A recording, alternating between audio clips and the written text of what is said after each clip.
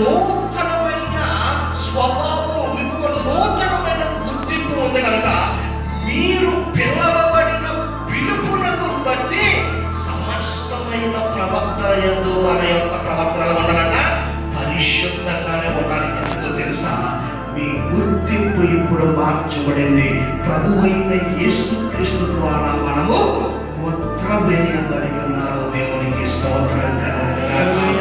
దేవుడు వాళ్ళని ప్రేమిస్తూ చెప్తున్న మాట ఏంటి అంటే, అప్పుడు మీరు భక్తిహీనతలో ఉన్నారు, మిమ్మల్ని భక్తిపరులుగా నేను చేశాను.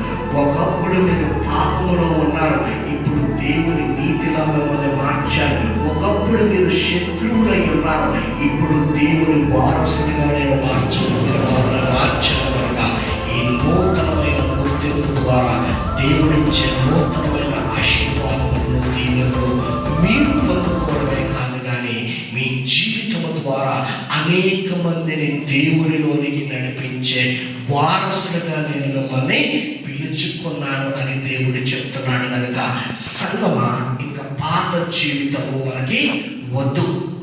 ఎవడైనను దేవుని ఎరిగి ఉన్నారని తెలిసి ఇంకను చీకటిలో బ్రతికి ఉన్నాయన్నయ్య, వాడు నిజముగా దేవుడిని రుచి చూచేవాడు కాడు అని బైబిల్ చెబుతూ ఉంది. ఒకసారి వెలిగింపబడి మరలా తిరిగి అంధకార సంబంధమైన క్రియలను కానీ మీరు చేసినట్లయితే మీరు క్రీస్తుని మరలా సిలువ వేయుచున్నారు అని ఉంది. అంటే ఏంటో తెలుసా?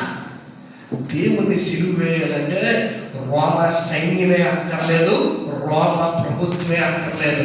ఆయన సొంత పిల్లలమైన మనము ఒకసారి దేవుని రుచి చూచిన తరువాత ఆయన పోలిక చొప్పున కాకుండా లోకానుసారముగా ప్రవర్తించినట్లయితే దేవుడే